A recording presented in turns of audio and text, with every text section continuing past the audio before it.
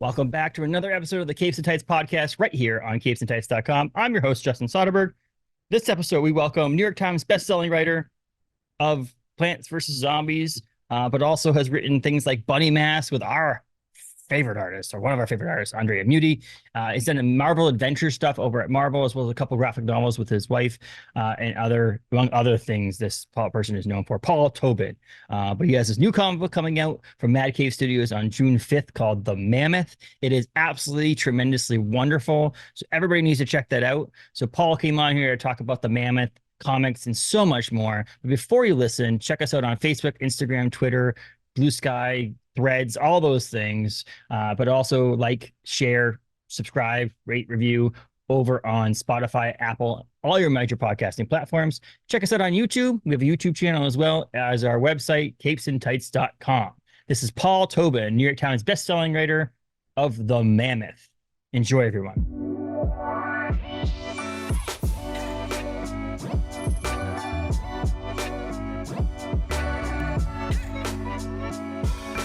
I am recording now, I guess. I don't. Usually it says it, but it did it already. Well, welcome to the podcast, Paul. How are you today? I'm good. We talked a little bit before recording, and like I said, I'm moving, so I'm a little stressed out about that. But you know, what's spending $500,000? Who cares? Yeah. Well, that's the funny thing. So I was thinking about, like, when my wife and I were talking about buying a house, and we're like going through the financial stuff and all that stuff, and I'm like, I get stressed out about putting a 5-year loan on a car for like $20,000. I can't imagine. I'm like, oh my gosh, like 30 years of $500,000. It's a lot of money. Yeah. That's We're even commitment. getting kind of a cheap house. I live in Portland, Oregon, and property values are not, it's like, oh, you want to rent this box? That's Yes. $1,000 a month, Yeah. It's Well, like that's my wife works she's an engineer, and she structural engineer, and she's like, yeah, I'm doing like site survey, like inspections of trailers on like postage stamp size lots that are like $250,000 to $300,000 for a actual mobile home. I'm like, Mhm. what? Yeah. Where are you at? In Maine. I'm right outside of Stephen King's house. Like, I'm like Oh, down the okay. street from Stephen King's house in Bangor, Maine. So You just other live side of the there. country. Yeah. He's doesn't live there anymore. He just like he rents it out to like people who want to write books. Like, I don't know. They Oh, just that's put kind of cool. on his road. His road is the widest road in the area too, by the way. It's like 3 times the length width of a normal street. Nice. And it's just extremely wealthy homes on it. Mm. They're older homes, but they're nice homes. And in front of his house, there's this big patch of grass that goes from the street where you park and the sidewalk, and then his fence. He has this like wrought iron fence with like bats on it and stuff like that. Mm. And the dirt, it was always just dirt. There was never any grass there because people would park on the side of the road and they'd walk across the lawn and stand Mhm. on the sidewalk and yada yada yada. So I was driving by the other day and I was like, what the heck are they doing? They put cobblestone Oh, in between the road and the sidewalk now on they his just gave this. up They're basically. like, this is much better. People are going to stand here and walk here anyway. We Might as might well as well put just some do this. benches here and Yeah. I'm waiting for just to drive by and have someone's car be on it. Be like, oh, there's a yeah. parking spot. Like, I credit Stephen King with helping me a lot because I enjoy his books. And when I read his book on writing and saw how much like changes and everything that he does from first draft to last draft, it like freed me up because I was one of those people that like, oh, my first draft is a precious child and I must have it, be wonderful. And now I'm like, first draft is just a pin cushion. I'll slice you up. Things will go. It doesn't make any difference to me. So, and Stephen King helped that a lot. Just like looking at his corrections, and it's like, wow, that's just amazing.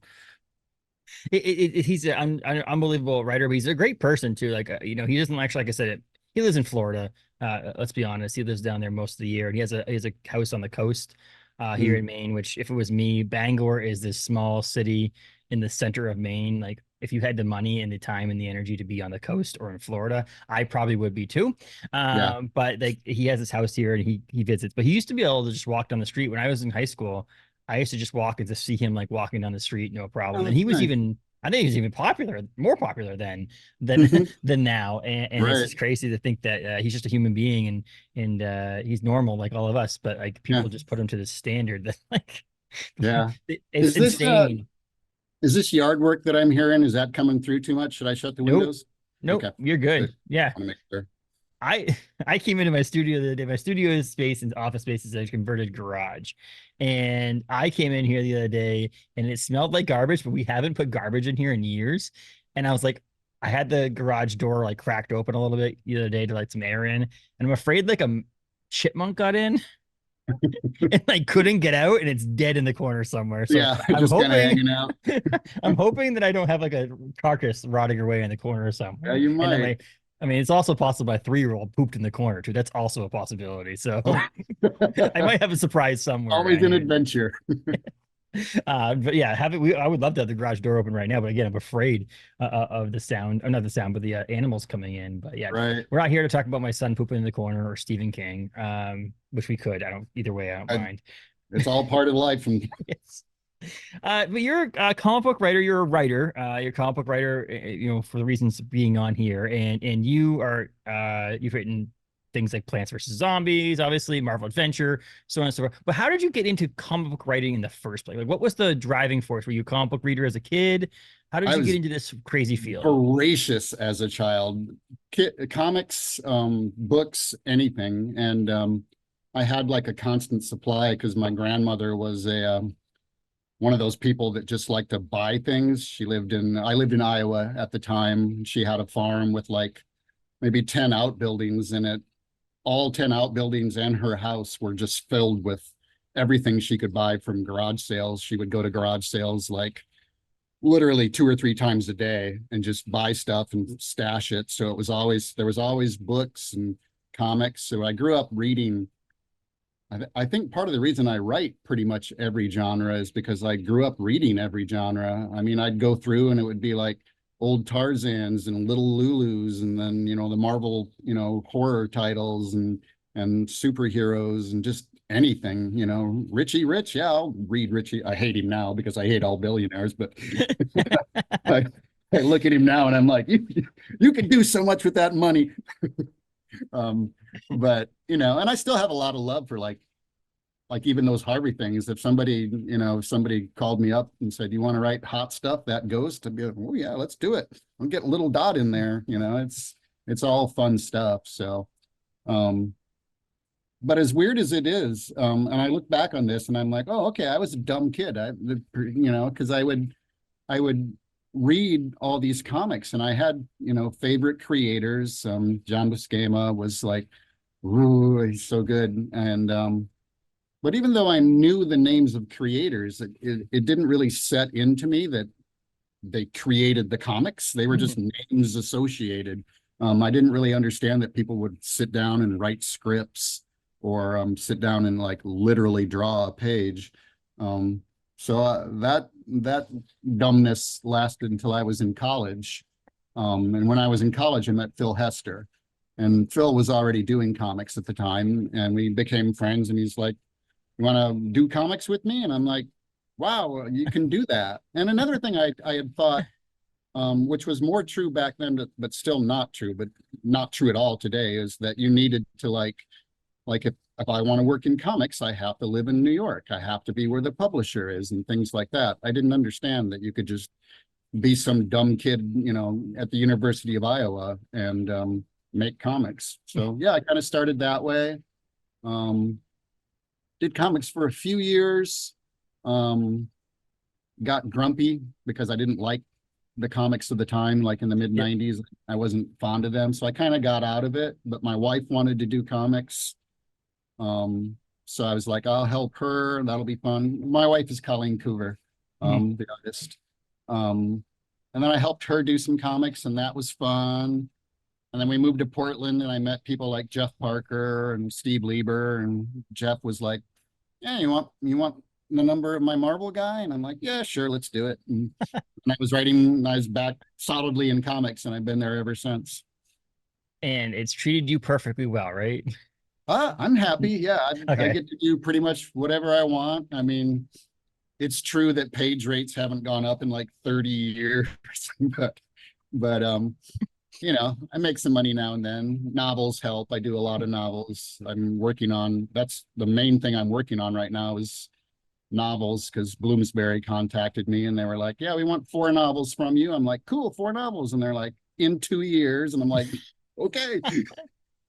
Let's do Here it. we go. Let's go. Yeah. So I've been really, that's half my time. And comics is about the other half. And then like lately, moving has been the third half. So, Yeah, it's easy, right? Write a couple novels, write some comics, yeah, move. It's it's all, no all at the problem. same time. Yeah. Yeah. And obviously, because you're in comics, you're worth billions of dollars now. So you just have moving people coming in doing all your work for you, right? Yeah. Yeah. Absolutely. I built robots to do it. I don't know what to do with this money. But I mean, so you have all these different things. You've done all these random, like like I said, you're not specifically tied to a genre. You have your horror writers. We just talked about Stephen King, which 90% of his stuff is horror and stuff like that. But like, where does something like the Mammoth come from? Like this book over here at Mad Cave Studios is absolutely wonderful. We've got to read the first issue. I'm super pumped that it's out there or going to be out there, obviously June 5th. But like, where did this originate from? How did you get into doing this one? Well, I'd been working with Mike Martz, who's the Mhm. editor for over at Aftershock before Aftershock had their problems. And I wanted to do more horror. We've been doing Bunny Mask over there. Yeah. And I wanted to do more horror. And I just got to thinking that like horror is so often like there's the ghost of this person, there's the ghost of that person, Mhm. this ghost, that ghost. And it's like, man, we're not the only things that die. So I wanted the ghost of something bigger, larger than humanity.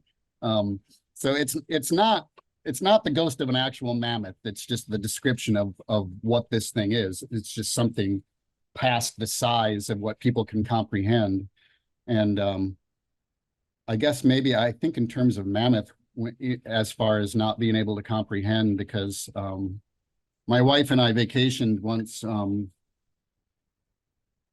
in Paris, and we went to the Natural History Museum there, the super old one that's like the exhibits have been there for like 200 years, and you walk up the stairs and there's holes in the stairs. You're like, should I even be here?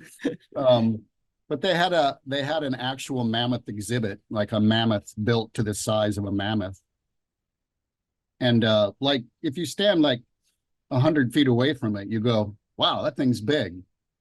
Man, you walk up to it and you're like, what the hell? And it's like all I could think of standing next to this thing, whose individual legs were larger than me, is like, man, I had far back ancestors that looked at that thing and went, we should pick up spears and attack it. And it's like, are you crazy? So it's been in my head ever since as a thing of just immense size. It was just an incredible thing. And maybe it was because like I've stood next to like T-Rex, Yeah. things. And some of those dinosaurs, of course, were much larger. Although mammoths are really big. But T-Rexes and other dinosaurs, we're talking like 500 million years ago or something like that. They don't seem real to me. They're like, a mammoth was like, they're still digging those things up like in Siberia. And it's like, well, here it is, so it's like those seem real. None of my ancestors ever hunted a dinosaur. So I guess I if you mean, go way back. yeah, way back. Yeah, exactly. But I'm glad you put on the cover doesn't have actually has the size of this creature, this ghost, this spirit, this supernatural being on the front, so you wouldn't think that you stumble upon a mammoth in the middle of the Yeah, that's part of the reason we did that. It's like we're not talking about a big hairy elephant here. your 1-star reviews online. This is bogus. There was no mammoths in this Yeah, book. all the mammoth fans are like, God damn, come on, Tobin. What are you doing here? And speaking of bunny masks, by the way, Andrea Muti is one of my favorite artists of all time. By the way, just wanted to throw that out there. He's Andrea a is great guy too. yeah, she is a wonderful, wonderful person. But like, this is a supernatural horror. It's a ghost story. It's not your typical one, in my opinion. It has some like difference. It has heart in it as well. What makes this different, I mean, than anything else that you've written, or same, like for fans of Paul Tobin or whatnot? Is this a different story that you're telling here? Type of It's a story? I mean, different story, but I think at the base, like you talk about there's heart. I always want that. I always want character. Character is where I come from. I want to believe in these people because I've read so many comics that it's like I'm getting to the end of the story and I realize, yeah, I don't care. I don't care if the demon kills him. I don't care if the super villain kills him. I don't know who this is. I don't care about him. Yeah. I don't care if they win. So that's the first thing I want is to make sure that people care about the people in the story. Because if people don't care about the people, if readers don't care about the people, there is no story. Yeah. It's just, I might as well just send a spreadsheet of what happens. It's like, it's boring. The funny thing is, there's people out there that would want that though. Oh yeah. It's like weird. Just give me It's the so weird. stats. Yeah, like it's so weird that like there's like people out there who like read reviews that have spoilers in it and things like that. I'm like, why would you want to know what happens without reading the book? But yes, There's all sorts of things that I don't know. My wife and I were just talking, and I'm about video games. I work in video games sometimes, and there are people who like the speed runners in video games. I never understand that. It's like, oh, I got through in like, this amount of time, and it's like, but you didn't do all the cool stuff. You didn't get the character. You didn't, wander into a cave and see some splendor, and like some of my favorite games, like Skyrim, that was always the beauty part of it, is like you just be walking along and there'd be like this hole, and you're like, no, is this hole anything? And you go in, there's this whole cave complex. Yeah. It's like, I'm not gonna go, oh, that's gonna take some time. Yeah. And like I played Grand Theft Auto last. My son's 3. Okay, here's a father of the year over here. My son loves watching play Grand Theft Auto, and so when you're playing it though, I have to be like, I can't like blow people up or like run over people or get hookers or anything like that, because that's just like bad parenting 100% right there. But he loves cars, so the ability for me to get into a car and drive it and change cars, we go to the garage to paint the car and all that stuff. It's funny. I find myself like parking in parking spots. like on without even watching. I'm just like, let me see if I can parallel park this thing. Yeah. That's how I play video games, where it's like, I wonder what's on that sign. Let's go walk up to that sign and see what's on that sign. That's the fun, is just like the exploration. And the games that don't do that, like I tried to play that Starfield, the new one from Bethesda, and it's like you go to a planet and you go through a cave complex, and then you shoot to a different solar system and you go through the same cave complex, and it's like, no, son, this is boring. If I know what's around every corner, then I don't care. And bringing it back to comics, that's what you have to let, like Jeff Parker and I, Jeff's a friend and to a certain degree a mentor. Like if I had to choose one writer that has inspired me the most, it's probably Steve Gerber, who I never met. Steve was, his Defenders comics were amazing to me. And I can remember there was this one ongoing backstory plot of I think leprechaun, I'm blanking right now, with a gun, and he wanted to kill the Defenders, and he just kept getting closer and closer and closer. And then he just kind of basically gets hit by a bus, and that's it. They never see him at all. And it was like great storytelling to me, because it became like a world. Dave Sim, before he went insane, in Jaka's story was like largely the same. It's just like this bar. It's the whole story of these people falling in love and all these relationships forming or falling apart in this bar. And it's like, how is all this going to end? Is this person going to, are they going to fall in love? And then a bunch of soldiers break in the door and kill half the people, and that's it.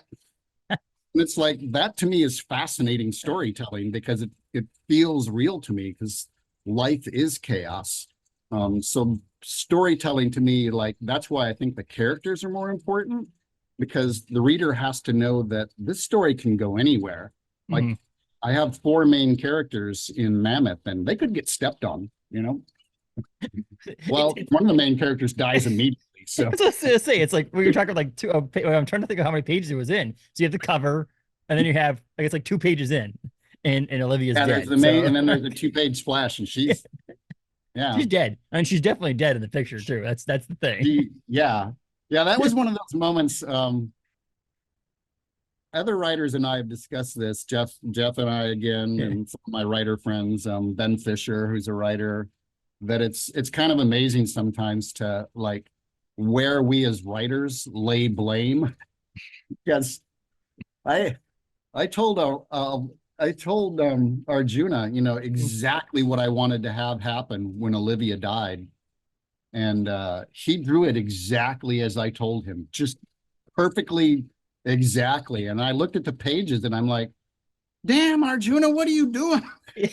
That's terrible. This is so horrible. Why would you do this? It's like, because you told me to. Yeah. Yeah, exactly. Yeah. And there's That been two page. so many.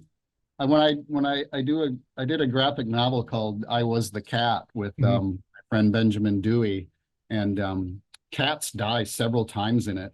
And every time he'd kill a cat, I'm like, what do you, this is terrible, Ben. He's like, it's the script. So Well, yeah. let's be honest. I mean, animals to a lot of people, pets to a lot of people are feel hold to close to their heart. So trying to kill Mhm, one in a mhm, comic book or a book or something like that is yeah. hard. I'm reading an advanced copy of American Rapture by C.J. Lead, which is phenomenal. And there's a dog in it, and I'm thinking like there was a part where they could have killed the dog and they Mhm, didn't, and I was like kind of glad they didn't kill it because I didn't want like them to kill a dog. But I'm also like it probably would have made it more realistic if you did because right. like dogs can die. This is Dogs actually a can die. possibility. And if you Yeah. just don't kill the animal off because you don't want to kill a dog, it takes away from some of it. But I'm like, but I also don't want the dog to die. So I was like, I was Right. torn. I was like, I Yeah, don't it's want. complex. Yeah, But yeah, I mean, she, you guys, I've killed a couple of dogs in stories, but what I will never do is have somebody kill a dog to show that they are an evil person, yeah, because that is just stupid, and it's terrible storytelling, it's terrible characterization.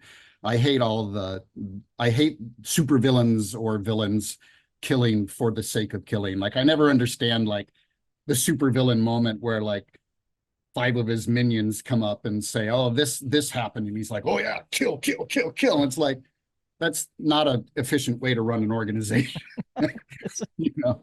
And like killing a dog is like it should be. There has to be a story moment, or it has to make sense. Killing anybody has to make yes, sense to me. yes. There has to be a And story reason, and not a cheap reason. Olivia dies for a reason in this, people. Just so you know, she Yeah, definitely dies for a reason at the beginning of yeah. it. And that whole two-page spread, that whole opening segment of the comic book, hooked me from the beginning because like you have amazing artwork, amazing storytelling, and wonderful lettering. Too. That's like it's just a shashoom across the front of it when the building collapses. That to me is just like it's honestly I had just taken off the wall to do something with it. Is one of my favorite two-page spreads with lettering is DC Hopkins in Nocterra #3. It says Vru, like VRRR, next to a tractor trailer truck driving down the street. And it's so phenomenal to me that I actually have opened a third printing of that and put it in a frame to hang it on the wall because I'm just like, That's I nice. want that. And so, like, it's so funny. And lettering is underrated, in my opinion. And that to me, that whole package on that whole two-page spread there, Mhm. where Olivia dies, it's just like, it's phenomenal. It's like, okay, now I want to read this book. And then Yeah. it gets better in other ways. Like obviously there's not as many gruesome kills in this first issue as that is right there. But again, there's that heart, there's the character, there's the mystery, there's the horror, there's the supernatural part of it. It's just like I don't know, there was something about it. And I think the name of the Mammoth caught me. Anything Mad Cave puts out right now, I honestly has my attention. But then like They have a then there's lot like of cool the stuff. creators, Andrea is one of them. If he's doing something for Mad Cave, I'm gonna make sure I pay attention to that. And then there's Mhm. like the artwork and the names, and the name the Mammoth caught me. And I was like, okay, well, this seems interesting. Obviously, I read the solicitation, and then the first two pages of that, like, I'm in. Okay, let's go, let's do this. And like I said, you have a great creative team there, and we shouldn't discredit and not say Pippa Boland is also the colorist, who is a wonderful too. And the Charles Pritchett is the letterer, just so people know that too. That's important when we talk about lettering. But like, yeah, it's Right. Yeah. beautiful right off the bat, and Thank I'm you just for like, it's mentioning a their whole names, by the way. yes, it's a complete story with a complete team, and I think that's amazing. But yeah, right off the bat, I'm like, oh, this is gonna be so good. That's one thing I really like about working like in indie comics. Like when I was working at Marvel, I often didn't know the creative team until my Mhm. scripts were completely done.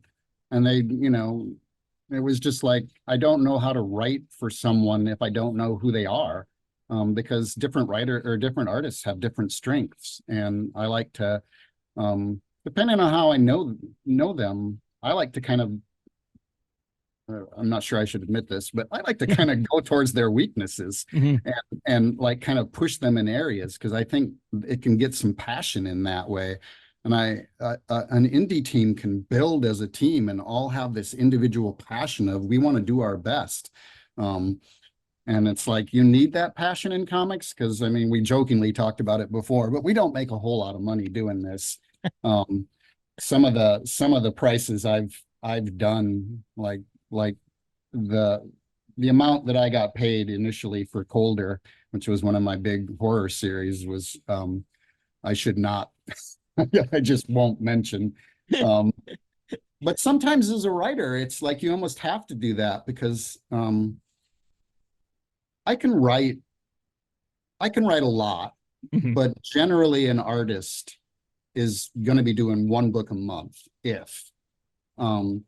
So if I, as a writer, can take down my page rate so that their page rate can go up, I got to do that. That's, I have to, and you should as a writer.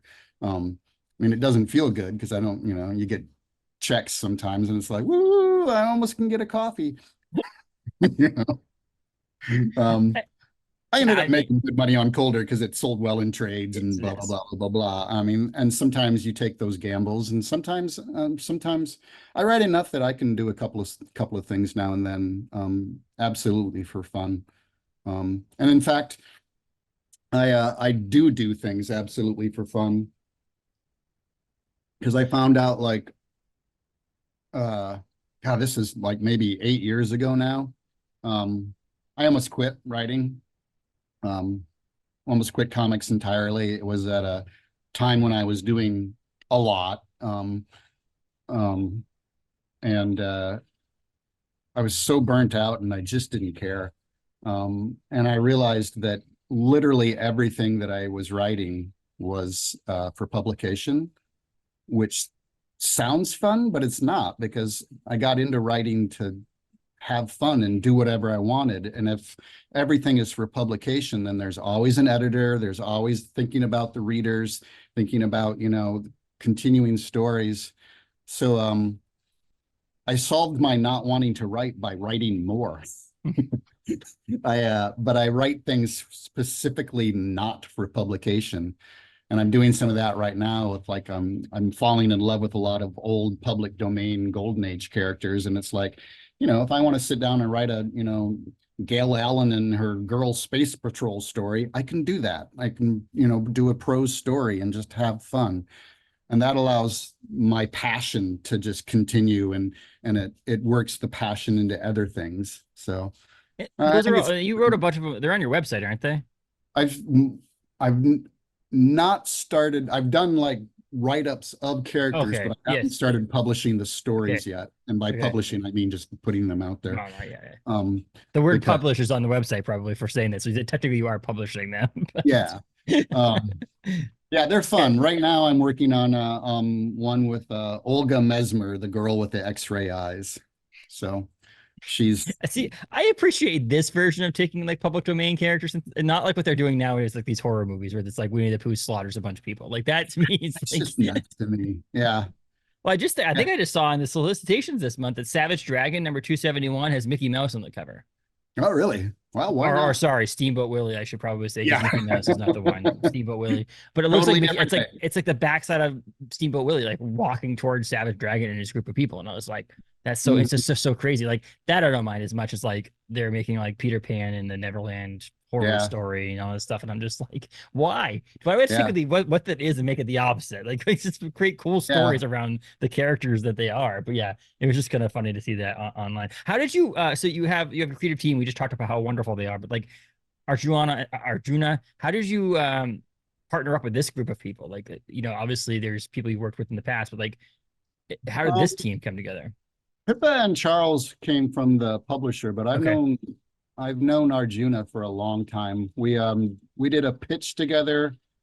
Um just matched up by the publisher a long time ago, and the pitch never came through. But man, the pages that he turned in, I was like, I got to keep this guy, around. Yes. So we did Made Men together at Oni, and then Heist. We had another book in production when Aftershock went down, which is too bad because the pages he was turning in for that, I think, were some of his best ever. And then, yeah, I just really like working with the guy. He tells stories really well. There are two things that I look for in an artist, and one is the art good. Mm-hmm. And obviously that's important, but honestly, the main one to me is, do they tell the story? Mm-hmm. Like, having said that I didn't like comics in the 90s comics to me often were like really beautifully illustrated, but they weren't telling the story. They Mm-hmm. were just people standing around, like looking at the camera going, ooh, and it's like, yeah, but you're talking to that person over there. You're Yes. staring at me. I need people who can tell a story. There's a sequence, a sort of, it's not really a car chase. Can't really explain it without giving Yeah. things away, but there's a sequence coming up in Mammoth that I was like, when I was envisioning that, I'm like, well, Arjuna is the only guy who can do that. Yeah. He's it. So yeah, it's my favorite sequence in the whole series. This sort of, it's not a car chase, but I'm just going to call it a car chase. Mm. And he turned it in, and I'm like, yep, that's what I was thinking. It was even past what I was thinking. So it was like, yeah, I love working with Arjuna. Why did you do it that way? That's exactly what you were thinking. That's why. Oh, okay. But it was like, it's interesting. Like, we did Arjuna and I did a podcast like maybe a couple of weeks ago. He's hard to team up with on podcasts because Yes. he's in Italy. Yeah. So it's like, getting him up at 3 a.m. He just sleeps. I live that life. It's great because it's awesome. Like when the publisher or the publicist was like, "Oh, do you want the artist too?" And I'm like, "Yeah, sure." And it's like, but we have to do it at 11 o'clock at night because they're in this place. I did one with like we were in 4 different continents. Like it was insane, or 4 different countries. I mean, it was insane on how the differences things are. Someone was up at 11 o'clock in the morning, someone was up at like 6 o'clock in the morning. It was like 2 o'clock in the afternoon here, and it's just like so hard. I'm like, and sometimes I'm just like, let's just get one person from the creative team on. Yeah. Paul can gush over how awesome Arjuna is. Arjuna doesn't need to be here right now. He is awesome. But like that podcast that we did, like, having said that, I've worked with Arjuna a lot and love the guy. Like, that podcast came on, and Arjuna clicked in, and I'm like, huh. So that's what he looks like, huh? Because I'd never seen any, like, even a picture of him or anything. It's nice to actually meet him. I kind of wanted to just kind of shove the podcast aside and just be like, hey, how's it going? Just chat with them. Well, it is funny how like that's the way the world works right now. I mean, I've talked to people about how awful social media is in general, but how great it is because a lot of the comics they've created would maybe not have gotten off the ground without something like social media, because you DM each other and you're like, hey, I'm looking for an artist, so on and so forth, and things and relationships and partnerships have come together because of that. And then people that still don't meet each other. I remember Scotty Young talking on a podcast once about how like his colorist Sean Francis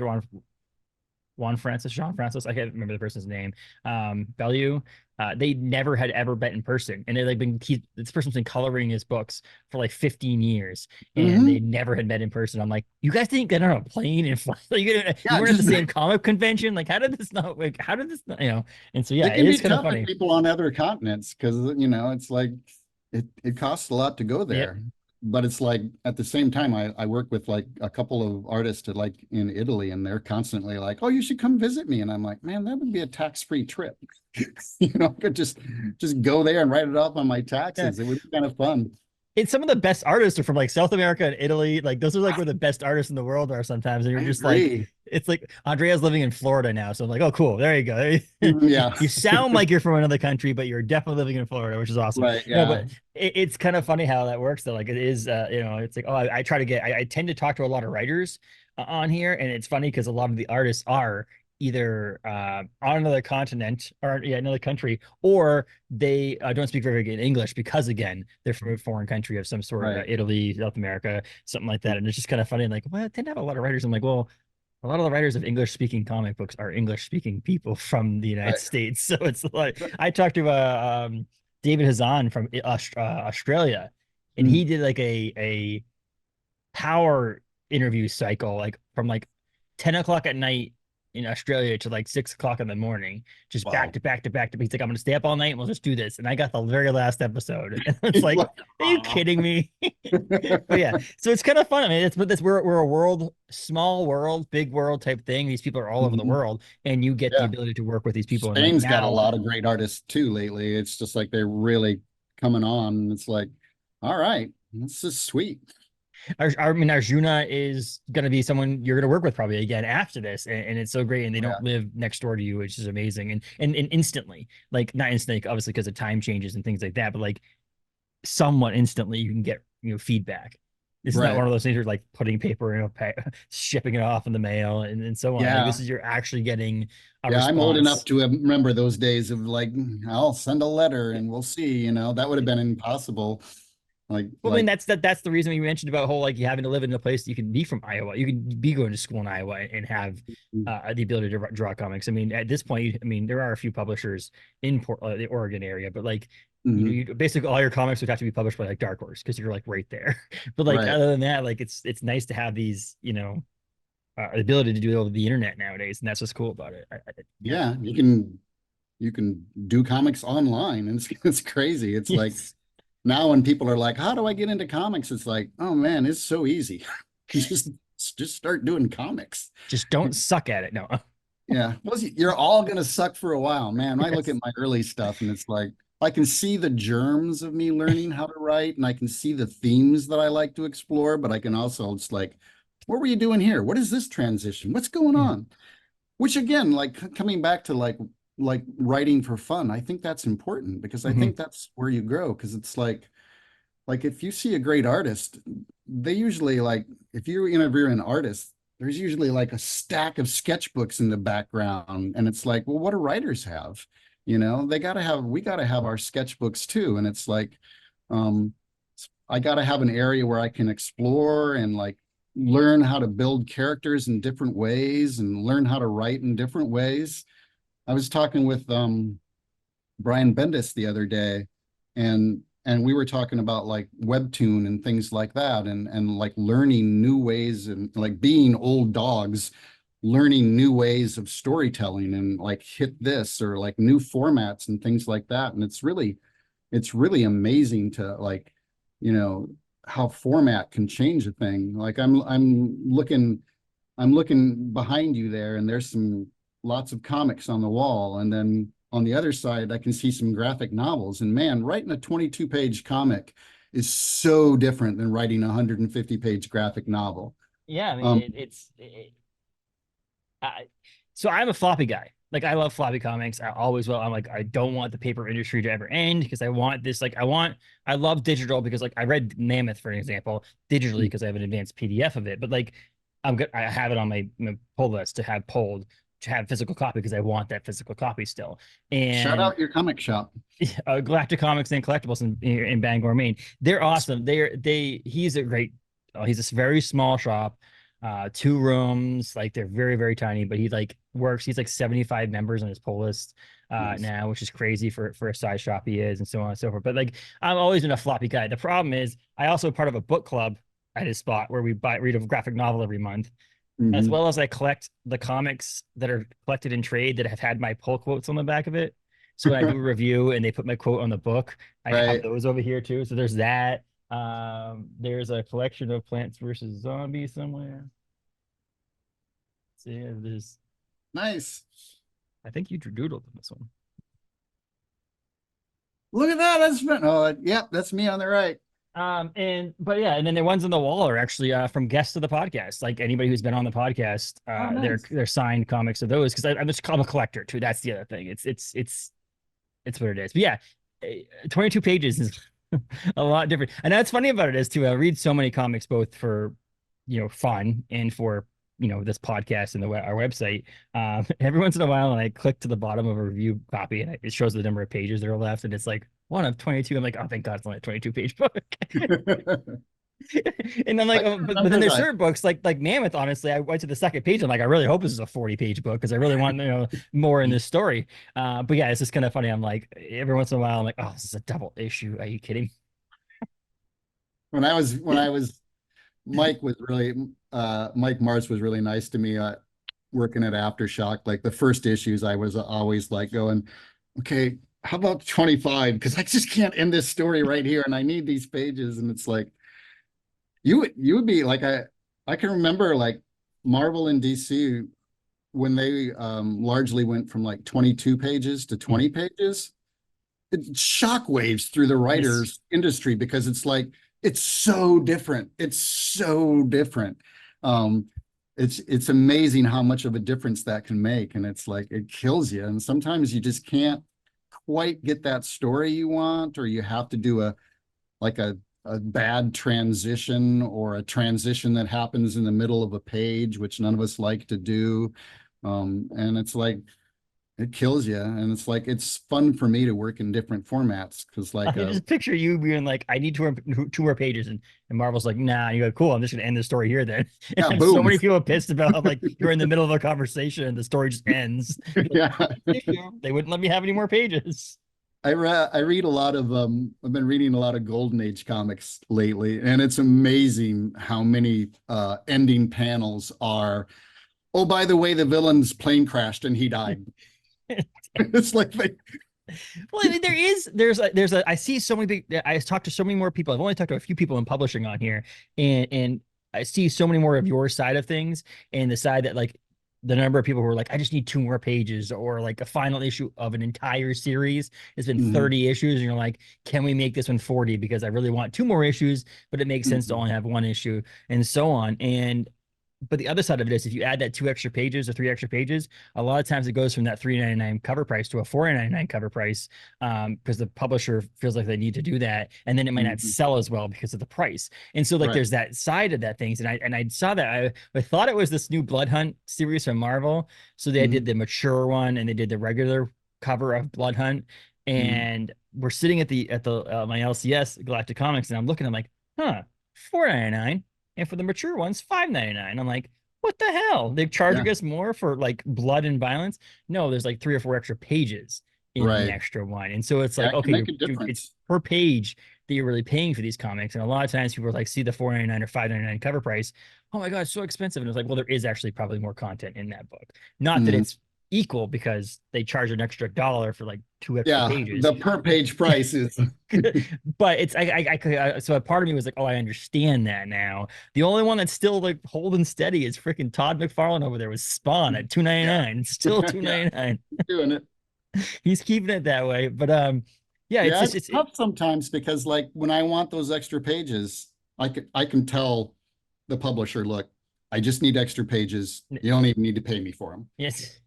But I'm not going to, you got to pay the artist, you got to pay the letterer, you got to pay the colorist, and it's things like that. And it's like, so. That's funny. I just have this little small story that I used to bartend, and I used to work with another bartender, and this person in the downtown Bangor area, he had some special needs, and he used to come in, he used to change his coins out for dollars, and the next day he'd come back out and change his dollars out for coins because he needs to do laundry. And it was this whole back and forth thing. And every once in a while he'd get a drink, and so he'd order a beer, and he'd sit down at the bar, and he'd have a drink. And we knew he was tight on money, so a lot of times each bartender would look at each other and be like, we're not going to charge this person, it's not not a big deal. And after a little while they started paying or whatever, and we said, but don't tip, like, we don't want your tip, just keep your money. Well, come to find out, he stopped tipping everywhere. He just went to all the different places he went in the downtown Bangor area, just stopped tipping. I'm like, we heard about it, and the reason why he told someone that we told them that he didn't have to, and we're like, no, that's their decision to do that. We were the ones that told you not to tip us. Like, so that would be the problem, is if you say don't pay me, and all of a sudden the other artists and the inker and all that stuff didn't get paid. Our junior is like, what? I didn't agree to this. This is bullshit. But yeah, I mean, it's tough, and it's one of those things that you like. And even writing a novel, you could probably get a few extra pages and not make a difference to finish out that novel. But like a comic book at 22 pages, there's a science, there's an art to it. And I think that art on top of actual physical, you know, drawing the Mm. book, there's an art to keeping that book make sense in 22 pages and to work in 22 pages and make you want more, but also complete the issue to a point where you're like, I don't feel like I was, Yeah, the pacing stolen from has to me. be right. There has to be that moment. And it And so sucks sometimes to be like going, okay, 22 pages, I did it. And then you're like doing the formatting and you realize you had like 2-page 17s and you're like, yeah, oh man, I now you gotta quit. cut. You just cut. Just do the old golden age. Just pull But the panels out. greatest feeling is like when you like format and you're like looking and it's like page 14, page 16. Whoa, oh, Oh, I have an extra page. page. It's like I'll tell a whole new story. Yes. But I mean, it's a whole science, it's a whole art form. And I think it's one of those things that I think there is something to be said about trades, and I know, and there's something to be said about waiting and wanting the whole story all together. And but I Mhm. do think that we're in an industry that the month to month thing is different to a lot of people. Like a lot of people don't understand that whole aspect of it. Like, well, you have to wait an entire month to get another next episode of this. And I think it's Mhm. because there's a small section of us of the Netflix era of like everything just be able to be binged. And we're going Hate that backwards on stuff. that, which it was just great, I Yeah. think, because now it gives us the ability. I can go into my local comic book shop and be like, "Did you see episode 8 of X-Men at 97? It's unbelievable. It's crazy. Can't wait for Mhm. episode 9." Without someone going in there and being like, "Oh, I haven't finished yet. I'm halfway through," kind of thing. And it's Mhm. like that ability is amazing. I think it's the same thing for comics. I think Yeah. that the ability for me to go and talk to someone else about comics and say, "Did you read issues 1, 2, and 3? Oh, yeah, I can't wait for issue 4." And you have a Mhm. month to discuss that before the But next yeah, issue to comes like out. grow and build the story in your own head, I think that's really important. It's more cooperative Mhm. between the creators and the readers. I think it's like you build that way. Digital can be tough. I'll never forget like when my wife and I did Bandette, Yeah. um the when we released the first Bandette, we released it literally the day after we finished it. And it was online and people read it. And it was less than 24 hours after we finished that people were saying, when is the next one? And it's like, where, That's why I where, love stumbling into something late.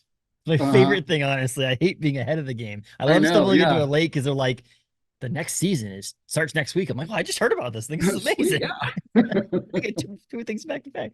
No, I'm it's true. constantly late. Yeah. So, because I don't watch a whole lot of TV. So Yes. like it can take me like, a year or so to like watch stuff. I watched the first Fallout the other day. That was kind of fun. Follow was Um, excellent. I did like that a lot. But yeah. But comic books are like that, I think, nowadays. And I think there's a borderline. I'm sorry, but I crap all over this all the time. But the last Ronin coming out every 3 or 4 months was too much, too far well, apart from an issue. It was like I know they had production and there was always all that stuff, but like just mhm. that's too far. I think a month, maybe a month and a half. That's about where I'm at. Where Yeah. issues One of because the like things I like about Mad Cave is before we start releasing a series, we're largely done with it. mhm. So we don't need to worry that much about production. We don't need to worry too much about like the pace because some artists are like, oh, I can do a page a day, and some artists are like, it's a page every 3 days for me, Mm. So it's like if they're a page every 3 days, you can't, publish them monthly and have them start right away. It's like you need to build up a little, um inventory of the story, and it's really nice because it allows me to kind of like build a story in a different way. Because like again, when I was working at Marvel, the pace was so tough that I was almost um I swore I'd never do it, but there was one time when I was sending partial script to an artist because I just didn't have time to finish the story. And it's like that can really suck storytelling of that type because you start to do things where it's like the Mad Cave way, I can be on like page 17 and go, oh, you know what? I just really had this story come together in my Yep. mind, but something has to now happen on page 3 for page 17 to work. And if page 3 is already done or set in stone, you can't do that. or even not just page 17 and page 3, but like issue 3 versus issue 1. When we did Mammoth, I could build the entire story in my head and make it more cohesive. And that's really important. I think the characters are stronger that way. The story is stronger that way. But it's obviously tough for a publisher, because it's like, why don't we continue to pay you with having no income, Yes.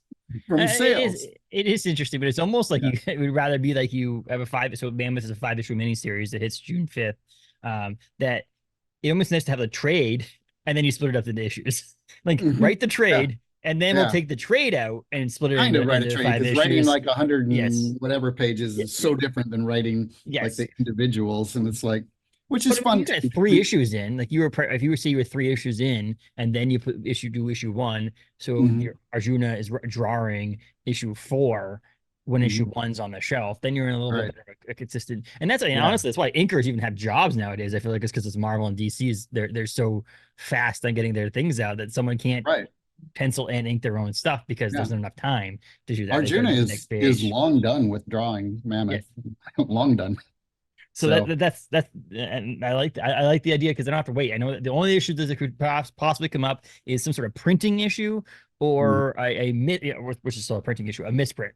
Like we've had that before, where like it came in, it's like missing half the pages. Then you're like, okay, cool, we have to delay it a week or two, get the new issue in or whatever. But now I know that, like, June 5th, July 17th, all these dates are going to hit, and I'm going to get this issue, and I can put it on my pull list and be happy. Yeah, I have on my email tab right here, I have the lettering proof for the 5th issue. So I'll do that today, and that'll be that. Yeah, then you can move. No. Yeah.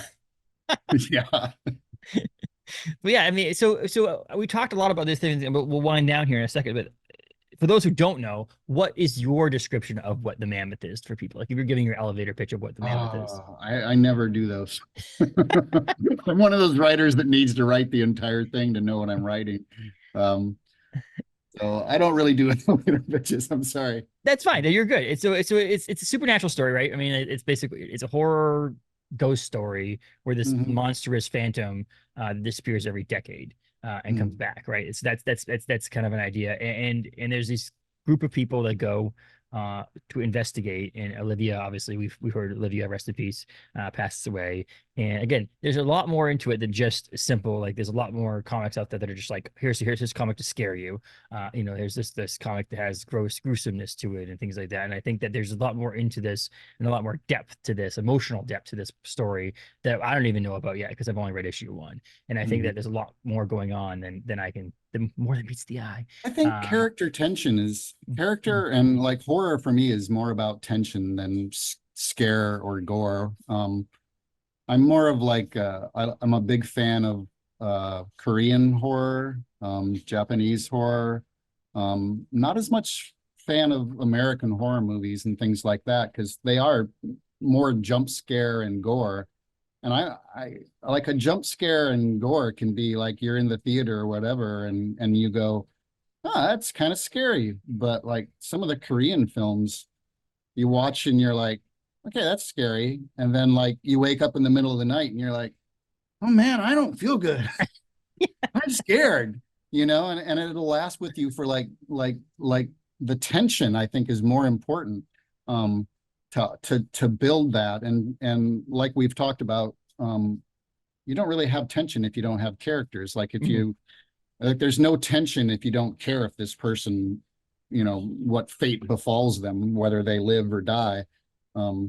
And I think it's important too that horror isn't just happy stories. Like horror has to have, there's so many, you can fall in, as a writer, you can fall in love with your characters, or as a film director, or as anything, you can fall in love with your characters, and you're like, well, I don't want bad things to happen to them. And it's like, well, then you don't have a story. Yes. Everything's sunshine and rainbows over here. My friend Ben and I talked extensively about that Haunting of Hill House series that they did. Like Haunting of Hill House, the original movie and the book are just terrifying. And the TV series was kind of terrifying too. But in the end, like literally every character was better off in the end. And like, that's not horror. It's like everybody's opening presents at the end. Come on. You gotta make everybody happy. It doesn't make everybody happy. It doesn't make me happy. I tell you that much. But yeah, it is true. And then I think that's good. I think that's what a good sense of a good comic book is, that building of tension, that building of character. And Arjuna's artwork works so well with your story. And again, I mentioned that the colors are phenomenal and the lettering is phenomenal. And then again, I'm a big fan of Mad Cave. So there's also Mad Cave is a great publisher. So there's that too. There's an all encompassing great first issue. And I'm hoping that people read the series and pick up their pull list. Tell your local comic book store. June 5th, issue 1 comes out. So make sure you tell your LCS that. But you're also, I'm going to talk about it at all. But like, you're doing Tiny Tina's Wonderlands? Yeah. Coming out this summer. Yeah. I'm a big fan of the game, and the editor asked if I wanted to do that, and it was like, yeah, let's do it. I love that game. So it was kind of fun delving into that world. That's awesome. That's exciting. It's over at Dark Horse, coming out in August. If you're a fan of that game, then you can check it out. But Paul, I appreciate you coming on and talking to comics and things with us. Is there anything else that you're working on right now? I'm guessing there is that you can't talk about. Is that true? Other than moving? Yeah, a lot of stuff I can't talk about. There'll be some Mad Cave announcements, because I really like the whole gang at Mad Cave. Cool. There's a couple coming up, 3 coming up, I think, and the novels I'm working on, they're middle grade novels called the Versus series. Still doing Plants vs. Zombies. I'm going to be doing an online comic. I'm forgetting some stuff too. But yeah. Because I try to work, like we talked about, I try to have every format and every genre going, because it's refreshing. Yep. I can see that. I definitely see how that could help. I some of these people, like we had talked to and discussed talking about horror movies out there, is Terrifier, the guy who created Terrifier, the movie. And I can't remember his name. But yeah, he makes these gruesome, brutal, like puking in the movie theater type movies, and I'm like, how do you live in these worlds and that's all you do? Like, how does how do you eat your breakfast in the morning and not picture in your head, you're like, oh, this could be someone's brains or something like that? Like, I feel like you need to change things up here. You just can't live in that world. And I said, some people can do it, some people can't. So it is what it is. But you're doing a great job. I appreciate stuff that you wrote. I'm super pumped to get people. I mean, I'm big proponent for the Mammoth, so I really hopefully people go out there and read the Mammoth. Obviously Mad Cave has trust in your writing, because they're working with you further from here. But yeah, I think that show Mad Cave people out there that this is worth a purchase, worth investing into Paul, and buy the book. How about that? Sound good? Help pay for my house, please. Exactly. Yes, please. I really appreciate you taking the time out of your day to come on here and take a time out of moving to discuss comics with us. Comics, so I really appreciate it. And hopefully we'll have you on again in the future. But if not, thank you so much and have a great day. You too. Thank you.